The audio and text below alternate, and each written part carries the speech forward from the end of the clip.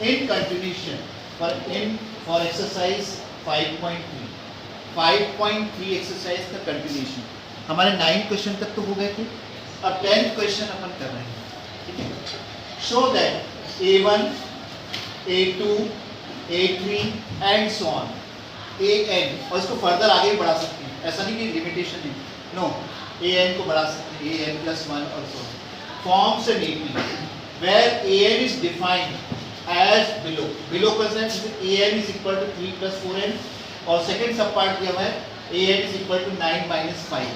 तो दो सब पार्ट दिए हैं, इसका अलग आंसर आएगा और इसका अलग आंसर आएगा। एक कंटिन्यूशन नोट दे दिया, also find the sum of the first 15 term.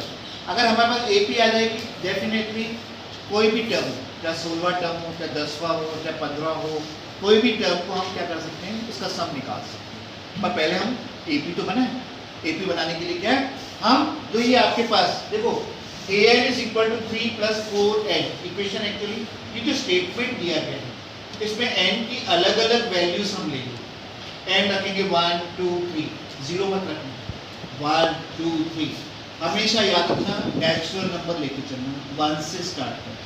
तो for n is equal to 1, ठीक है, तो A1 यहाँ रखा, A1 3 + 4 multiplied by 1 equal to 3 + 4 equal to, ये हमारा पहला मेंबर उस सीक्वेंस, अभी देखना है इसको AP करना है, अभी तो मैं सीधे शब्द यूज करूंगा, तो उस सीक्वेंस का आपको पहला मेंबर पता है, ठीक है। एंड इसी तरह से लाइकवाइज n की वैल्यू 2 रखी, तो A2 आ जाएगा दूसरा मेंबर 3 प्लस, ठीक है, 4 2 8, तो जाएगा 3 + 8, ये हो जाएगा 11। एक और टर्म लेते हैं, for n is equal to 3, A3 is equal to 3 + 4 × 3, that is equal to 3 + 12 is equal to 50। Now इसी तरह से 1 2 3 4 5 जितने भी आप चाहो, अगर आपका टाइम है तो कम से कम 3 तो लेने ही पड़ेंगे, ठीक है। अब चेक करें कि AP है कि नहीं, तो A2 - A1, ठीक है, सो दैट की फॉर्म से AP बोला है, अभी है नहीं ये A2 - A1, चेक करते हैं कितना हुआ, 11 - 7 4 हो गया, और A3 - A2 ये आपके पास 15 - 11, कॉमन डिफरेंस 7। आप चाहो तो A4 - A3 भी ले सकते हैं, पर दो कॉन्स्टिट्यूटिव डिफरेंसेस जो हैं कितना है, 4 आ रहा है, तो ये क्या बन गया आपके पास AP का। हैंस या सिंस कॉमन डिफरेंस है ना इज सेम, हैंस 7 पहला member 7 11 15 and so on is an AP, ये AP का रूल है, ठीक है, क्योंकि हमारी कंडीशन कॉमन डिफरेंस की सेम आ रही है।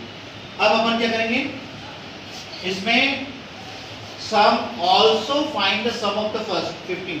क्वेश्चन को ढंग से पढ़ा, एक बार दो बार क्या क्या पूछा गया और क्या क्या दिया गया।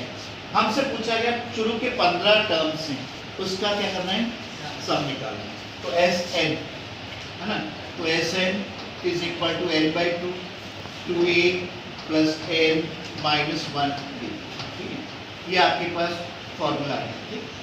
नाउ 2a n 15 टर्म बोला, n कितना है 15, 15/2 2 × a, ये हमारा पहला मेंबर है 7 रहेगा 7 प्लस n 15 - 1, और d कितना है आपके पास 4 है, ठीक है। अब इसका सिंप्लीफिकेशन फ्रॉम इसको, हाँ इसको मैं ऊपर कर रहा हूँ उसमें, तो 15/2 × 2 7 या 14 प्लस 15 - 1 14 हो जाएगा, और 14 4 जा 14 का डबल कितना होगा 28, 28 का डबल कितना हो गया 56 हो गया, ठीक है। इस तरह से भी आप अपने माइंड में टेबल कभी कभी याद होते हैं, कभी नहीं, तो कैलकुलेशन से करेंगे, तो हो जाएगा 15/2 और 15 6 5 ये 10 हो गया, और 5 6 7 ये 7 हो गया, ये आ गया 15 × 35।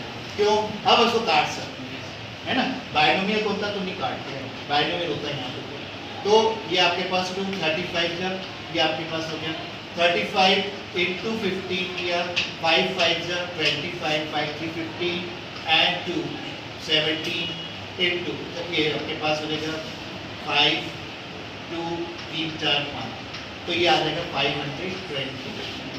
तो S15 जो है इसका 525, तो इसको हमेशा बॉक्स में डाल देना, आंसर हमेशा बॉक्स में डालना प्रायोरिटी। और एक बात रखना, सब एक के नीचे लिखना, ठीक है। आप चाहो तो इम्प्लाइड भी लगा सकते हो, आप चाहो तो स्टेप बाय स्टेप नहीं, प्रॉपर स्टेप। ऐसा नहीं क्वेश्चन इधर लिख रहा है किधर लिख रहे हो, नो। किताब में जैसे व्यवस्थित लिखा होता है उसी तरह से लिखने की आदत डालनी पड़ेगी। Writing skill it must be improve. Clear समझे? ओके। अब हमारे पास ये सेकंड क्वेश्चन, इसका सब पार्ट है एड इज इक्वल टू 1, ठीक है। तो a1 is equal to 9 minus 5 into 1, that means 9 minus 5 is equal to 4। ये हमारा पहला मेंबर हो गया। n is equal to 2, n is equal to कितना है 2 ले लिया, तो क्या देखा a2 कॉमा लगा दें, तो कितना हो गया 9 minus 5 2 10, that means 9 minus 10 8।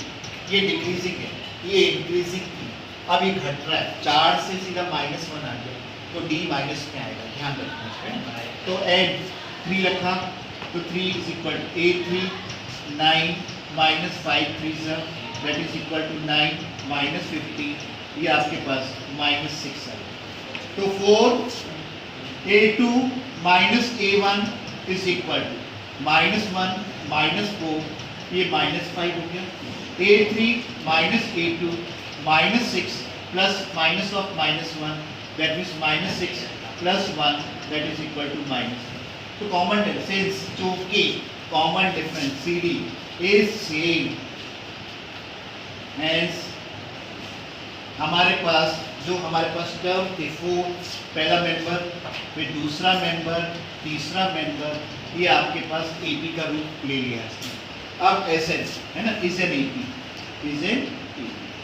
Now अब आपके पास देखो बात सुनो, FN n/2 2a plus n minus 1d लेकर हम वैल्यूज रख देते हैं। n की वैल्यू हम 15 रखेंगे, क्योंकि अपने से क्वेश्चन में पूछा गया है 15 टर्म्स जो हैं, 15 टर्म्स शुरू के उन सबका सम निकालना है। तो हो जाएगा 15/2 into 2a 2 multiplied by 4 plus n-1 15 -1, और d हमारे पास कितना है, ये आपके पास -5। चूँकि ये नेगेटिव है, इंटीजर है, तो इसको ब्रैकेट में लिखना है। इस साइन का अपना महत्व है। कई बच्चे क्या है इसको सिर्फ इसमें से -5 कर देते हैं, नो, ये मल्टीप्लाई। छोटी छोटी गलतियाँ होती हैं, हम लोग नंबर इस वजह से मार्क्स मिल गया, पर अगर प्रॉपर स्टेप्स पे चलेंगे, थोड़े से बेसिक चीज़ें का नॉलेज रहेगा, तो हम लोग इजीली इसको सिंप्लीफाई कर सकते हैं, इवेल्यूएट भी कर सकते हैं। तो 15/2 एज इट इज लिख दिया मैंने। थोड़ा सा देखो, मैं रब नहीं कर रहा हूँ ताकि आप लोग प्रॉपर इसको देखो। 15/2 इंटू 2 4 जा 8, ये इम्प्लाइज हो, मतलब इम्प्लाइज अपन चला रहे हैं, और ये 2 4 जा 8, 15 -1 4 हो जाएगा, 14 हो जाएगा, 14 इंटू -5 दैट इज -14 इंटू 5, ये आपने सीखा। 15/2 8 माइनस 15 14 5 जो 70 होता है, तो -70 कर दिया, तो ये आपके पास हो जाएगा इज इक्वल टू 15/2 इंटू 8 -7। मैं कल बताया था, अगर छोटे नंबर में से बड़ा नंबर पाए जानेंगे तो क्या होगा आपके पास, वो माइनस में आंसर आएगा, ठीक है। तो ये -62, ठीक है। अब इसको 2 बन जा, 2 -30 बन जा, तो 15 इंटू -30। अब ये मल्टीप्लिकेशन मल्टीप्लाई करने के बाद प्रोडक्ट जो आएगा 15 इंटू -31, ये माइनस में आएगा, क्योंकि एक प्लस है, plus into minus is equal to minus. Now calculate it and find out the, have you got that, है ना, ठीक है, ओके।